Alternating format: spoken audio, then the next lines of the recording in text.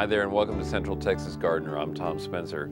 You know, our most enduring memories begin in childhood, but sadly, these days, many children are disconnected from the real-world adventures that await them outside. Today, author Sharon Lovejoy sparks our imagination to fuel the next generation and build an essential bond with our children and grandchildren. On tour, meet some gardeners who are growing our future. So you can measure along the edge and then you want to... At Casis Elementary, students are measuring up. Confused about the metric system? Ask a third grader. Hey, what do you know? It's 5 centimeters. They're also eating up their lessons.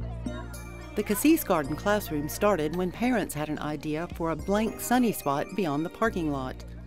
With teachers, parents, and some professional help, they built a garden to connect students to the origins of food. The PTA had made some extra money through our fall carnival and said, can we use that as seed money to build a garden? And so the principal was very, very supportive. We really feel strongly that having hands-on experiences for kids helps them learn.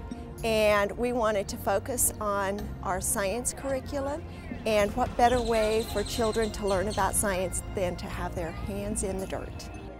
A lot of classes had been doing gardening sort of outside of their door and just as a classroom garden, and we thought, gosh, it'd be really nice to have a school-wide garden because you could grow a lot more, you could experiment with a lot of different things. Their new venture brought together parents, teachers, and students to figure out gardening. What we did is we got these little napkins and we glued radish seeds on them, and there were grids under them. There were 1-inch grids, and then we put them in the ground, and we knew these napkins would decompose. And so the radishes grew in the right amount of spacing. We are constantly learning and reevaluating and checking ourselves, and that it's okay to stretch and maybe make a mistake and learn from those mistakes. Maybe 2 people can do the 5-gallon container? I'll do it with you. Okay, you guys go get them. It's not about us teaching them, it's about everyone learning together in a community. Does anybody know what this measures? It's become a team effort to connect classroom curriculum with lessons on growing organic food. On Fridays, students can choose to spend lunch recess tending the garden.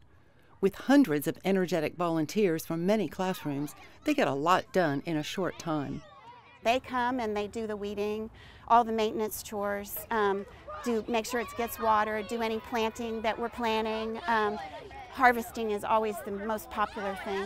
Do you think we should put them in one of these barrels? Sure. All right. Lessons are geared for each grade level. What do you got? 2 centimeters. 2 centimeters, okay. So 2.5. 2.5, okay.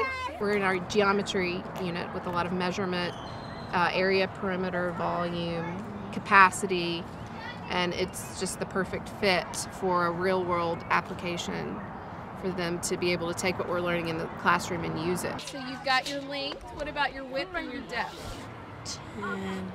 10. All right, great. It makes it real. I mean, being able to stand out here and measure the area of the flower beds or the volume of the compost area is more realistic for them to get a picture and see it than it is to just learn the formula in a book. The wheelbarrow is a 10 cubic foot wheelbarrow, which is equal to 75 gallons. And so we're going to take these yardsticks and we're going to measure a cubic yard. And also for them to think about the process. So I'm going to have to measure this and figure out how many seeds do I need to buy? And possibly even going even further, how much will that cost me? So how are we going to figure out how many seeds? 192 divided by 2. 192. And also thinking about how to prove a certain answer. So they measured something and they're really sure that that's what it is, that's accurate. Someone else has a discrepancy. How can I prove my answer? And that's a critical thinking skill. 290 plus 3. We got 289. Yeah, you rounded.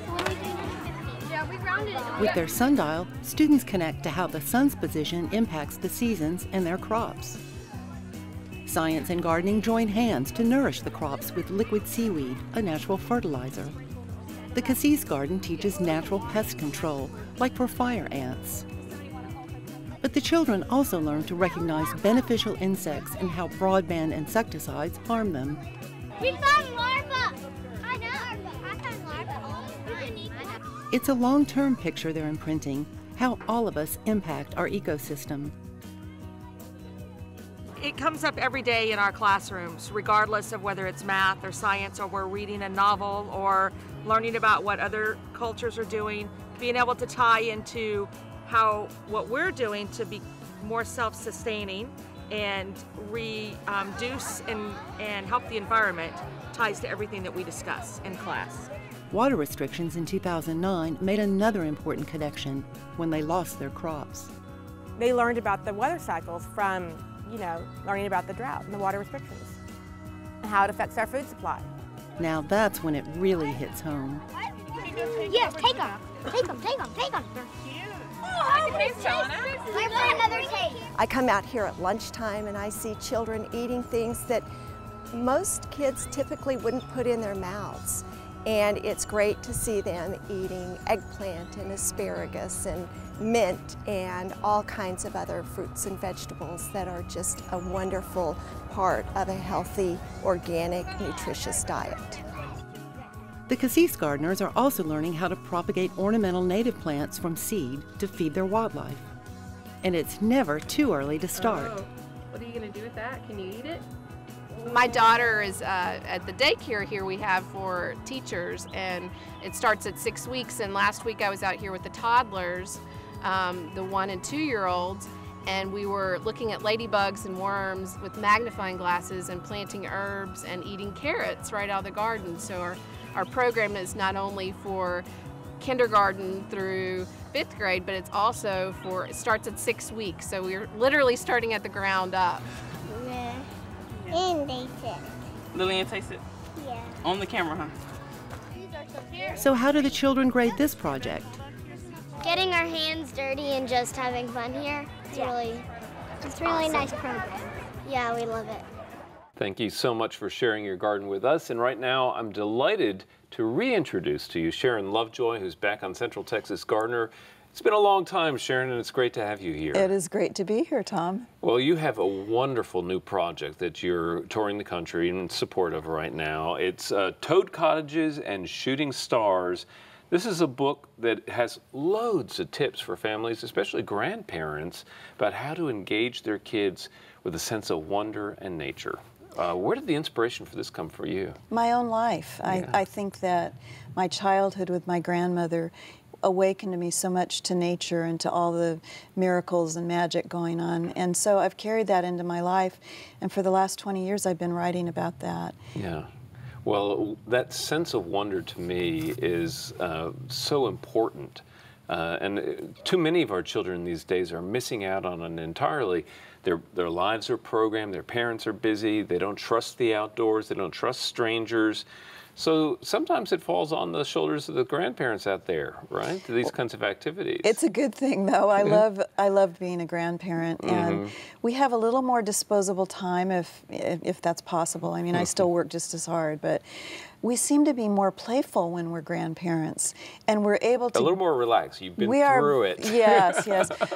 You know, I do think we're more relaxed and more playful, and it's not just us giving to them, it's a two-way street, because we get so much from our grandchildren. We can introduce them to nature, and they'll see things we don't see, and they'll introduce us to other aspects of it too. Yeah, well, you know, you're reawakened to that sense of wonder through them, aren't you? Because they see the world in a way that you never... And they see little bugs crawling along on the ground and worms, and it's wonderful. Right. Well, the book is divided up into lots of different chapters that are all surrounding activities. This is a very how-to oriented book with lots of practical things that people can use. The first has to do with wildlife and drawing. My favorite. Of course. And for so many gardeners, right? That's, you know, bringing the birds in and the wild critters. Let's talk about some of the different things that grandparents can do with their kids to bring that sense of wonder in through wildlife?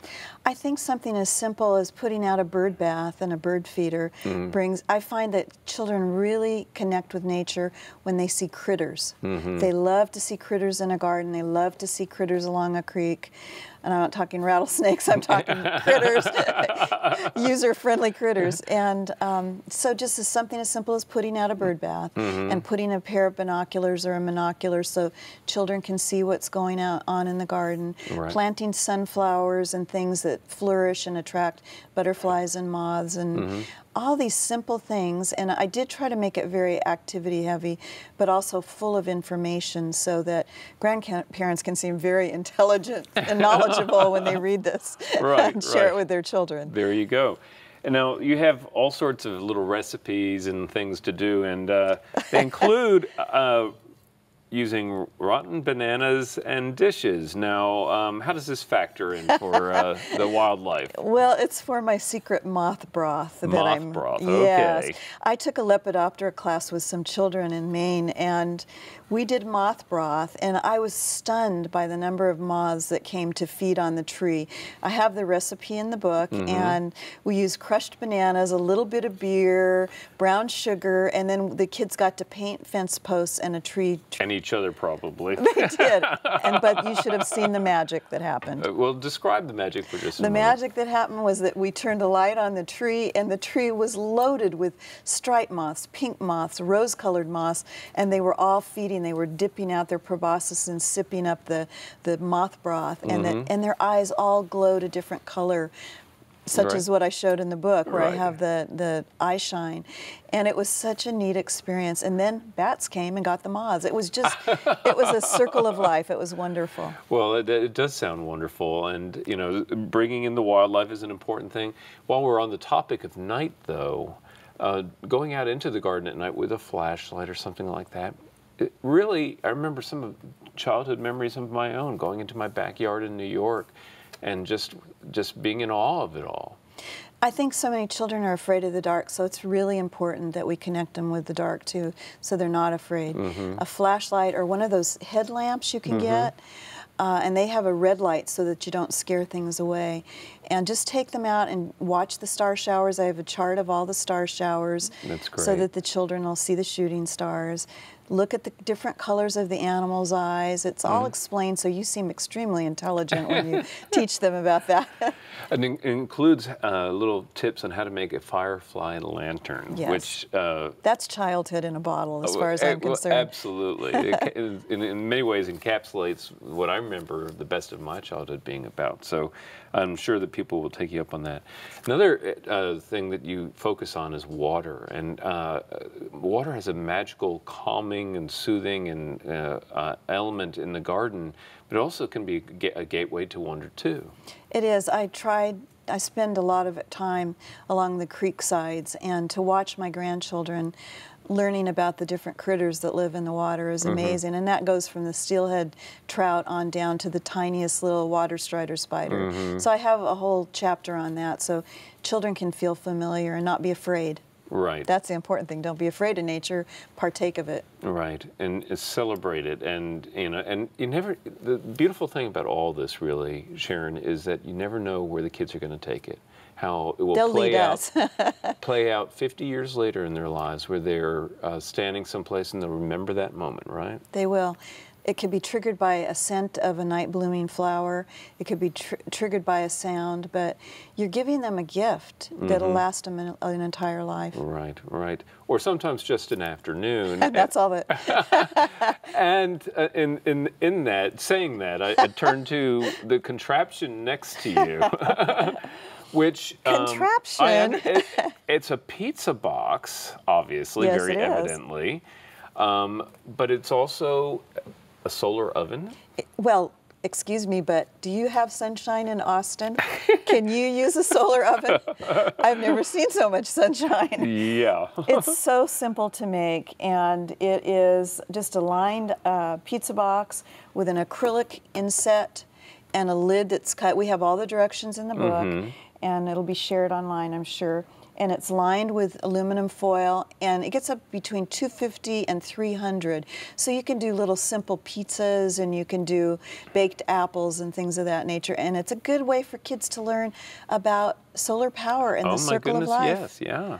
Absolutely. This oven is a great beginning oven for kids to learn to cook. Well, and I love the fact that you can make it with them too, which is really wonderful. And you do have to use hot mitts because it does get hot. Okay, and then I heard that warning earlier that 250 degrees, 300 degrees is hot. It goes quickly. You have to put a little thermometer in it, so an oven thermometer.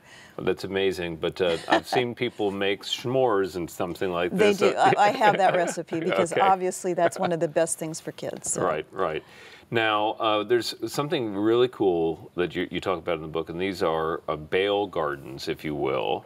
And this is something that, again, you illustrate and show people what it's all about. But I love this concept. Describe it for us. It's so wonderful. I was judging the Northwest Flower and Garden Show, and I went into the community garden, and they had all these straw bales that were thriving with bean teepees, with nasturtium, strawberries, corn, tomatoes. Simply a straw bale that's soaked, thoroughly soaked, so that any little weed seeds can come out. It has to be wheat straw. And then you just gouge out a hole and put in a little potting soil. You can grow so much in these, and they're just portable gardens that you can take apart when you're finished using them and use them to top your beds. It's amazing. I couldn't believe the production that was coming out of these straw bales. We've tested it. It works. It's simple, and it's child size. And I love the idea of these building block-like things, which are you can also do a maze. Yes, you can do a maze and plant on the maze. Yeah. You can do a playhouse for children. So much. It's not just one bale. Yeah. Do a city. Well, the book is filled with tips like this, and you mentioned the playhouse, and that to me, you know, that little hidden place for the kids to be off on their own. Truly. That's so important. I think every child needs a place to be alone and to have thoughts and to play and to talk to himself, and that's what we try to provide. All right. Well, the folks out in our audience can get all these tips in Toad Cottages and Shooting Stars. And coming up next is our friend Daphne.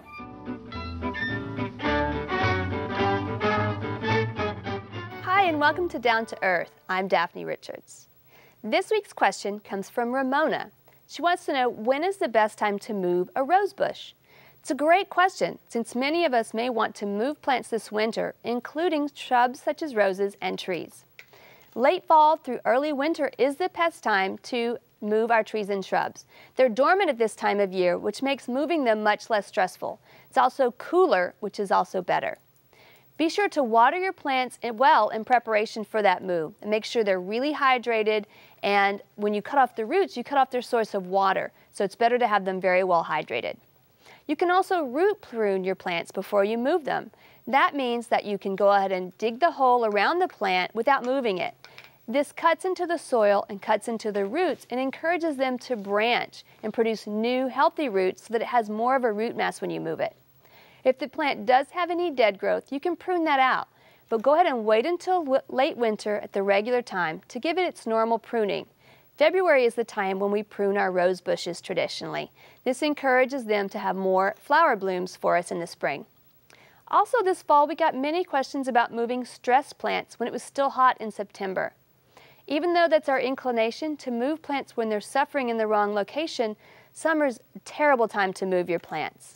It was so hot and dry this summer especially, but even in a normal summer, it's too stressful to move your plants at that time. They're not well hydrated, and you're cutting them off from their roots, which is their only source to get water. Our plant this week is snapdragons, and there are so many wonderful cultivars and varieties to choose from. These are great to grow with kids. They're cool season annuals, and they're easy to find transplants in late winter and early spring. They do prefer cool, moist soil and bright light. The flower stalks are very tall with large tubular flowers on all sides. It is available in almost any color imaginable, from pale pink to bright yellow and everything in between. Kids love to pinch off individual flowers and play with the dragon mouths. Pinching off those flowers just encourages the plant to produce more. It won't perform well if it's planted in heavy shade. Snapdragons are annuals, but they don't easily reseed in the landscape, so they aren't a nuisance if you plant them among your perennial beds that would otherwise be bare all winter. The seeds are very tiny and can take almost a month to even germinate, so it's probably best to start with transplants out in the garden, especially if you're working with kids who can be kind of impatient. If you do plant indoors, they won't germinate well in cold soil, so you might want to use a heat mat. And they don't also germinate in the cold soil outdoors. They're very tiny seeds. And now I wanted to share some follow-up information on one of our recent plants of the week, Peter's Purple Bee Balm. I had 2 of these plants at trials in my garden, so I'm experimenting to find out the best cultural recommendations for them. These plants did great into the heat of the summer, but they got about 6 feet tall and started to fall over. So I decided to experiment with cutting them back. I cut one plant all the way back to the ground and the other back to varying heights between 2 and 3 feet. The one on the left was cut to the ground. In other words, no above ground portions were showing at all. And it looks much healthier, as you can tell, now than the one that was cut back to about 1/3 of its size. Since this bee balm is a perennial, you would always cut it back all of the above ground portions in the late fall anyway.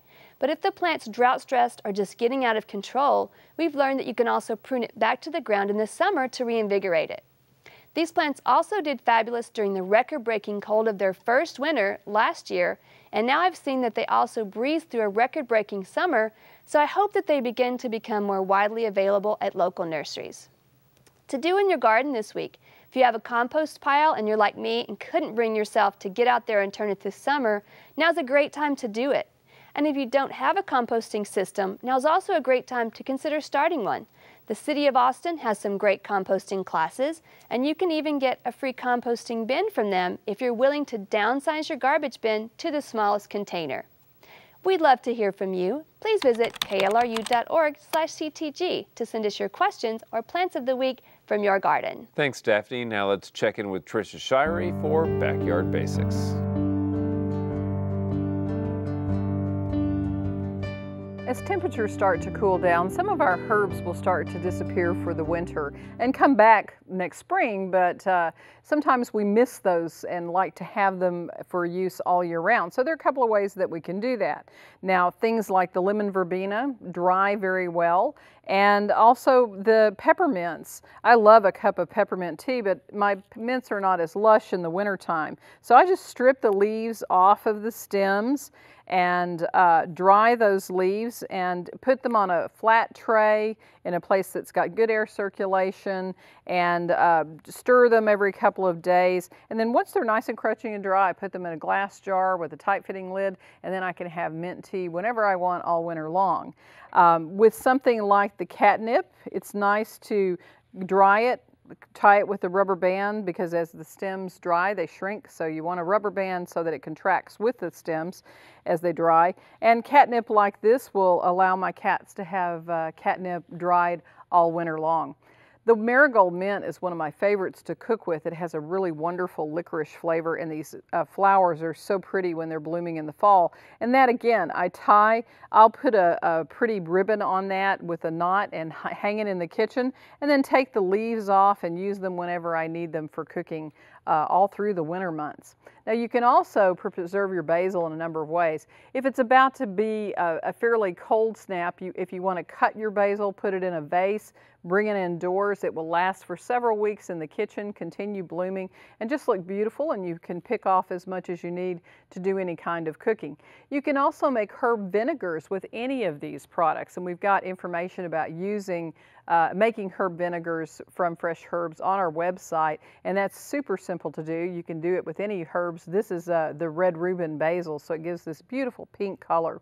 And then basil oil is a real easy thing to do. You can do mint oils. The oils will be good for about 2 weeks in the refrigerator, and it's just a mixture of basil and oil. You can also add onions and shallots to it if you like, and makes a great top dressing for soups, to put on pastas, fish, all kinds of things. It's really delicious, and I'll have recipes for you on the website.